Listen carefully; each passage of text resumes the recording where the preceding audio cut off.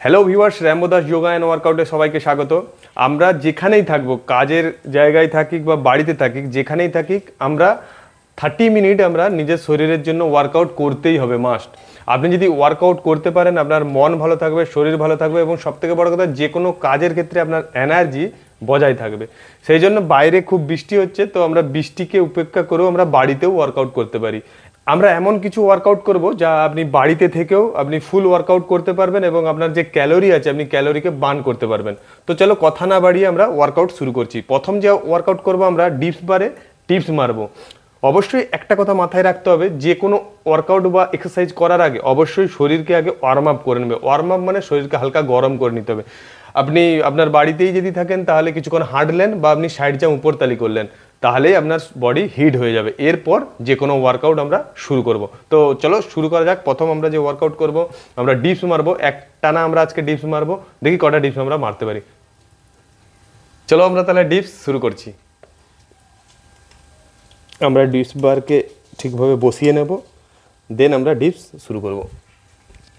1 2 3 4 5 6 7 11 12 13 14 15 16 17 18 19 20 1 2 3 4 5 6 7 8 9 10 11 12 13 14 15 35 dips মারলাম। Next আমরা যে ওয়ার্কআউট করব, মাউন্টেন ক্লাইম্ব। জাস্ট আমরা এরকম ধরে নেব, এই 1 2। আপনি যদি মাউন্টেন ক্লাইম্ব অভ্যাস করতে পারেন, আপনার বেলি ফ্যাট কমানোর জন্য একটি খুব দারুণ বা এফেক্টিভ এক্সারসাইজ। আমরা 3 নম্বর যে ওয়ার্কআউট করব, তাও আমরা এই ডিপস বারের উপরে প্লাঙ্কের মতো অবস্থায় থাকব এবং আমরা আমাদের যে লেগ আছে তা আমরা ক্রস করব। আবার আপনার বিশেষ করে এই ওয়ার্কআউট যদি করতে পারেন, আপনার পেটের চর্বিকে হিট করবে। 1 2। মাউন্টেন ক্লাইম্ব ক্রস আমরা যদি রেগুলার অভ্যাস করতে পারি, আমাদের পেটের অতিরিক্ত মেদ বা চর্বিকে কম করতে সাহায্য করবে মাউন্টেন ক্লাইম্ব ক্রস। আপনি যখন অভ্যাস করবেন মাউন্টেন ক্লাইম্ব ক্রস 20 টাইম করে 3 বার এটা অভ্যাস করার চেষ্টা করবেন।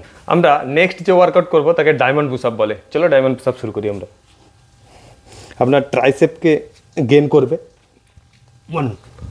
আমরা ডায়মন্ড পুশ আপ রেগুলার যদি অভ্যাস করতে পারি, আমাদের ট্রাইসেপকে লক্ষ্য করবে, সঙ্গে সঙ্গে আমাদের আপার বডি এবং আমাদের হাতকেও সার্বাঙ্গিকভাবে শক্তিশালী করে তুলবে এই diamond push up.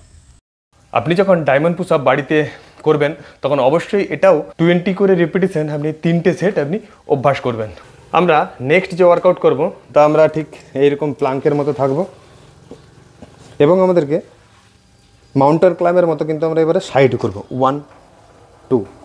Side mountain climber যদি আমরা অভ্যাস করতে পারি, সবথেকে পেটের যে অবাধ্য মেদ, যে পেটের সাইডের যে মেদ, এই মেদকে কমানোর জন্য সাইড মাউন্টেন ক্লাইম্বার খুব উপযোগী।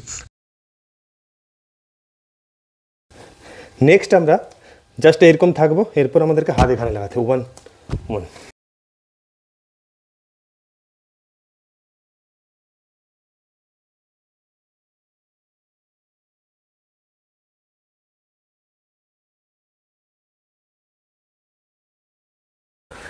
আমরা নেক্সট যে ওয়ার্কআউট করবো প্লাঙ্ক করবো। আপনি যদি প্লাঙ্ক অভ্যাস করতে পারেন, আপনি যদি প্রথমে 2 মিনিট প্লাঙ্ক ধরে রাখতে পারেন, আপনার বডির স্ট্রংনেস এবং আপনার যে স্টেমিনা কত আছে তা আপনি নিজেই বুঝতে পারবেন। চলো তাহলে শুরু করা যাক প্লাঙ্ক।